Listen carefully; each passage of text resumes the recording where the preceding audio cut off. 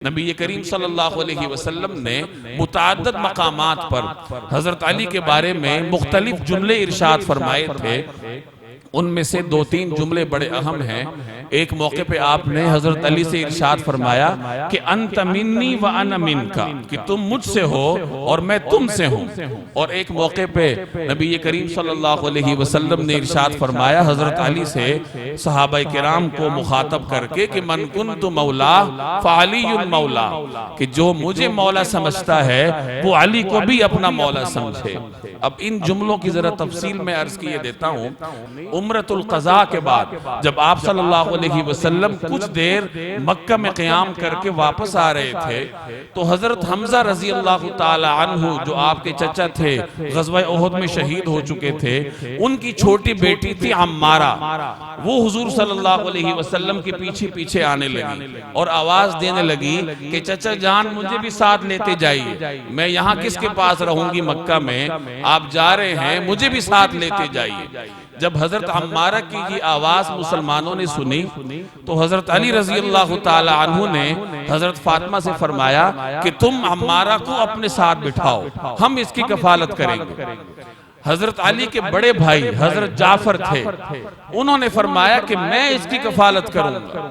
और हजरत ज़ैद बिन हारिसा, जो नबी करीम सल्लल्लाहु अलैहि वसल्लम के मुंह बोले बेटे और आजाद करदा गुलाम थे, वो फरमाने लगी कि नहीं मैं इसकी कफालत करूंगा। हजरत अली ने ये दलील दी कि ये मेरे चचा की बेटी है, मैं ज्यादा हकदार हूँ इनकी कफालत करने का।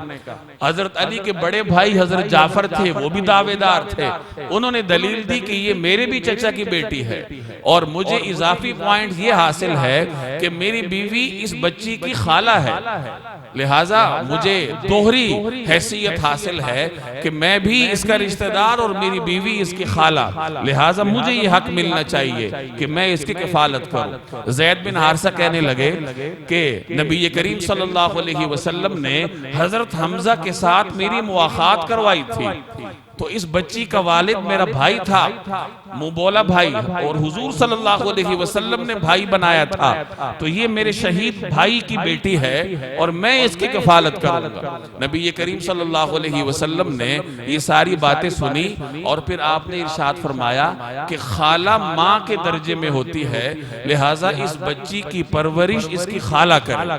और चूंकि खाला हजरत जाफर के यहाँ थी तो आपने हजरत जाफर को हक दिया कि आप इनकी परवरिश करें।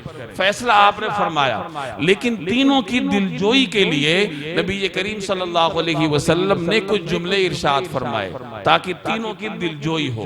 हजरत अली रजी अल्लाह ताला अन्हु से आपने इरशाद फरमाया कि अली अंत मिन्नी व अना मिनका, तुम मुझसे हो और मैं तुमसे हूँ, यानी हमारे सारे मामलात ही मुश्तरका हैं, लिहाजा इस फैसले से आपको दिल बर्दाश्ता नहीं होना चाहिए। तो ये जुमला जो हजरत अली के लिए बहुत बड़ा एजाज है, इस मौके पे जनाब रसूलुल्लाह सल्लल्लाहु अलैहि वसल्लम ने इरशाद फरमाया था।